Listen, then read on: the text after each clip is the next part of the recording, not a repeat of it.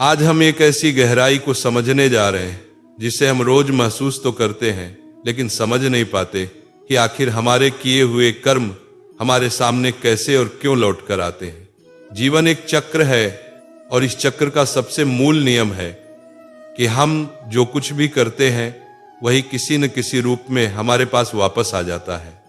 यह ब्रह्मांड एक बड़ा दर्पण है जिसमें हम जो भेजते हैं वही ऊर्जा हमारे पास लौट कर आती है।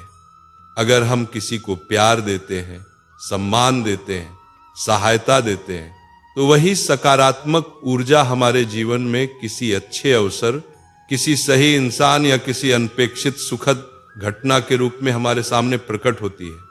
और अगर हम किसी को दुख देते हैं, छल करते हैं या बुरा सोचते हैं तो वही नकारात्मक ऊर्जा एक दिन हमारे जीवन के ही रास्ते में कांटे बनकर खड़ी हो जाती है। यही कारण है कि कहा जाता है कि कर्म कभी किसी को छोड़ते नहीं, वे बिना फल दिए वापस नहीं जाते।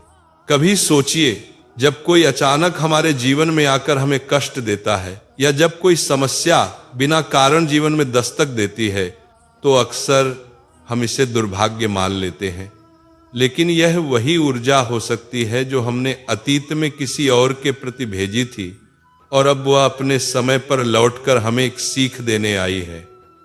हमारा हर विचार, हर शब्द और हर कर्म ब्रह्मांड में एक कंपन पैदा करता है और वही कंपन आकर्षण के सिद्धांत के अनुसार हमारी ओर वापस लौटता है।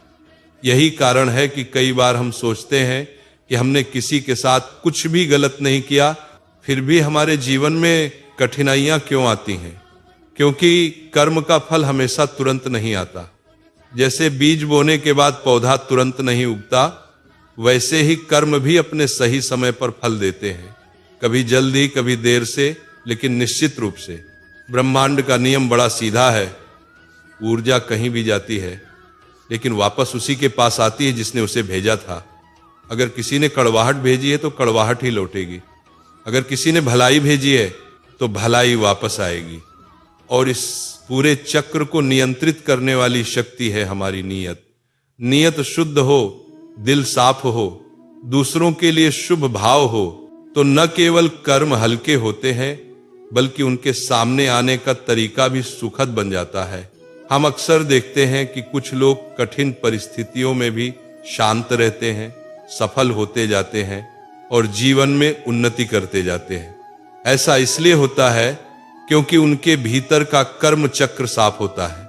इसलिए दोस्तों, हमेशा याद रखें कि हमारा हर कर्म हमारी ही ओर लौटता है। जैसा हम बोते हैं वैसा ही पाते हैं। अगर जीवन में सुख, शांति और आनंद चाहिए तो हर क्षण ऐसा कर्म करें जो हमें भीतर से भी सुख दे और बाहर से भी। बस अपने कर्मों को शुद्ध करें, अपनी नीयत को साफ रखें और विश्वास रखें कि ब्रह्मांड आपका हर अच्छा काम देख रहा है और सही समय पर उसका फल कई गुना बढ़ाकर आपको लौटा देगा। यही है कर्म का नियम और यही है जीवन की सबसे बड़ी सच्चाई